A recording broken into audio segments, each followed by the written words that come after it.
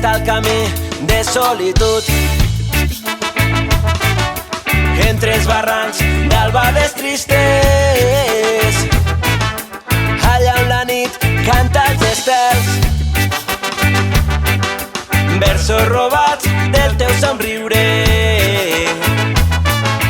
Davant del mar et vas deixar plenes de sal i un trist esguard,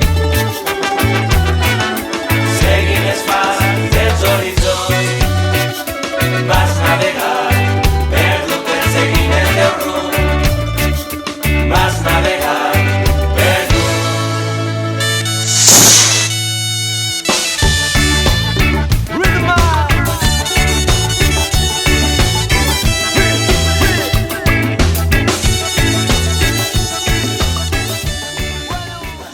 En estos pocs mesos dels nous governs del canvi, tant als ajuntaments com a la Diputació com a la Generalitat, en estos pocs mesos ja n'hi ha 3 projectes en marxa damunt la taula que afecten directament l'entorn que avui hem passejat. Un pla d'acció territorial per a tot el litoral del País Valencià, des de Vinaròs fins a Guardamar, per protegir el litoral, per a racionalitzar i ordenar el litoral després de la desfeta urbanística que s'ha anat fent.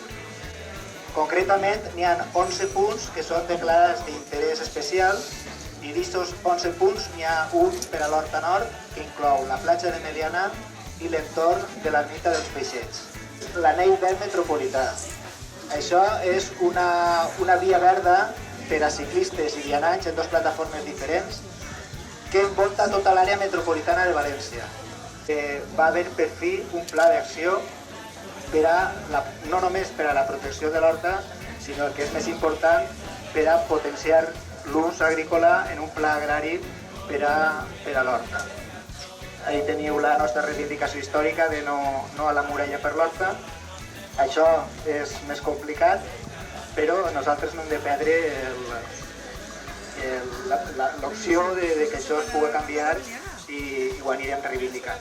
Sempre dic que l'Horta per a mi era territori incògnit i des que soc diputat he tingut el goig de descobrir els pobles de l'Horta, però sobretot he tingut el goig de descobrir a la gent que viu a l'Horta, que sou una gent magnífica i així ho heu demostrat. L'Horta avui és una de les fites importantíssimes dins del nostre projecte.